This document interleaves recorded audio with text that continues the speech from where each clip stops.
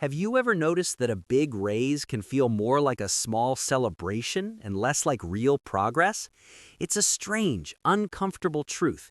Income goes up, but net worth barely budges. Why does that happen? Today we'll walk through one simple story that explains the mechanics and the psychology behind that feeling. Imagine Anna. She lives in a mid-sized European city, works in tech, and just got a 20% raise. Before the raise, she earned 3,500 euros net per month. After the raise, she takes home 4,200 euros. That's an extra 700 euros a month. Enough, it seems, to finally upgrade life in meaningful ways. She moves from a one-bedroom apartment to a nicer two-bedroom closer to the center. Rent increases from 900 euros to 1,400 euros. She also decides to replace her 5-year-old hatchback with a brand new compact SUV. Monthly car payment, 350 euros, insurance and fuel, another 150 euros. Her credit card balance, which used to be paid off continually, becomes a tool for convenience and occasional impulse buys, adding another 150 euros in monthly minimum payments. Student loan repayment and some saving continue, but each now feels tighter. Let's do the math in round numbers so it's clear. Extra income plus 700 euros per month. New rent minus 500 euros per month. Difference. Car payment plus running cost minus 500 euros per month. Credit card minimums and small lifestyle raises minus 150 euros per month. Net change to monthly cash flow, 700 euros minus 1,150 euros equals negative 450 euros. Despite the raise, Anna's net surplus has actually fallen by 450 euros. She's not saving more, she's spending more and faster than before. This is not an isolated case. In the US, the numbers change in currency but not in structure.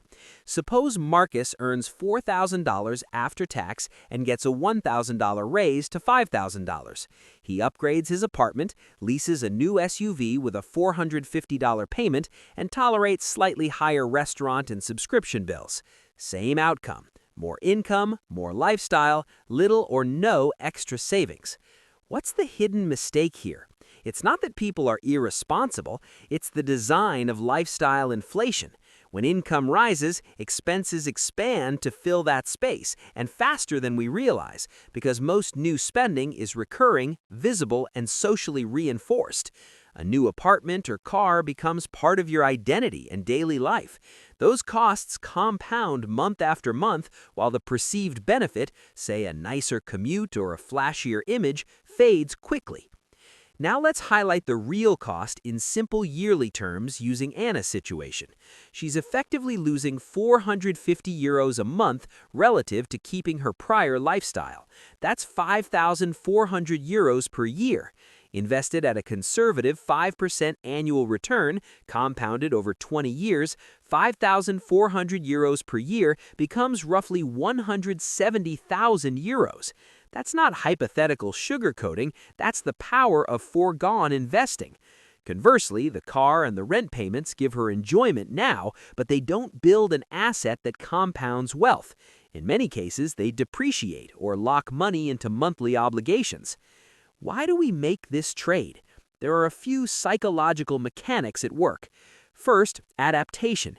Humans quickly adjust to a new baseline. The first month in a bigger apartment feels luxurious. By month 3, it's normal. That makes the new expense feel less significant, even as it permanently reduces optionality. Second, status signals. In many social and professional circles, visible upgrades, cars, apartments, vacations, carry social proof. Investing in those signals can feel like investing in your social capital, which has emotional returns that are hard to quantify. Third, mental accounting. People tend to treat new income differently than existing income. A raise feels extra, so it's allocated to extra things, not to regular savings. Finally, friction and complexity. Automatic payments for higher rent, car loans, and subscriptions remove conscious choice. Once set, those costs are difficult to reverse with perceived loss. If ignored, this pattern compounds into decades of stalled wealth building. Let's sketch a plausible long-term outcome. Two colleagues get the same raises each year for a decade. One, Anna style, upgrades lifestyle with each raise. The other increases savings gradually and keeps core living costs relatively stable. After 10 years, the lifestyle upgrader might be earning far more and feel wealthier, yet their net worth could be equal to or lower than the saver who managed modest living costs and invested consistently. Over 20 to 30 years, the gap grows enormous because the saver benefits from compounding and fewer fixed obligations. So, how do financially intelligent people think differently? It isn't mystery or austerity, it's perspective and structure. They regard raises primarily as opportunities to increase optionality, time, freedom, future choices, rather than to buy a permanent lifestyle upgrade. They make decisions deliberately. A one-off experience is treated differently than a recurring cost. They put systems around new income, automatically routing a portion into long-term savings or investment accounts so increases don't disappear into recurring bills. And crucially, they test whether a new expense actually improves life enough to justify a permanent commitment. A short, realistic example. Instead of moving to a permanently costlier apartment, someone might try a 6-month trial of a co-working membership nearer the city center, or rent a furnished unit on a shorter lease. Instead of buying a new car, they might lease for a year, or choose a late-model used vehicle with a lower monthly payment. These are not hacks to trick yourself, they're experiments that reveal real value before locking in ongoing costs. This mindset shift also reframes status spending. Rather than seeing a car or a flat as a necessary symbol of success, the financially intelligent treat them like projects with budgets, timelines, and exit options. Success is measured by control and optionality, not by visible signals that dissipate. We've covered the numbers and the psychology. The important takeaway is quiet and practical. A raise is not progress unless it increases your options for the future. Treat it as scarce time and optionality, not just spare cash to upgrade your baseline life.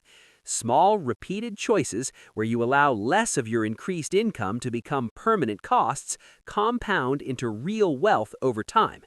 Calmly keep asking, does this new expense buy ongoing value or only temporary satisfaction? If it's the latter, consider deferring the commitment or testing it first.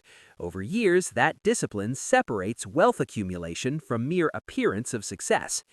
If this perspective helped, consider subscribing for clear, realistic finance stories. No hype, just honest thinking.